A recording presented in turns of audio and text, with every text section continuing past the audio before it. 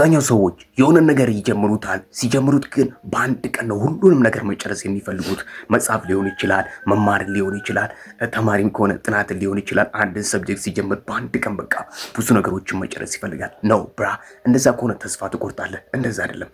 በየቀኑ ሁሉንም ነገሮች ኤቭሪዴ ትንሽ ትንሽ መያዝ፣ ትንሽ ትንሽ መማር ጀምር።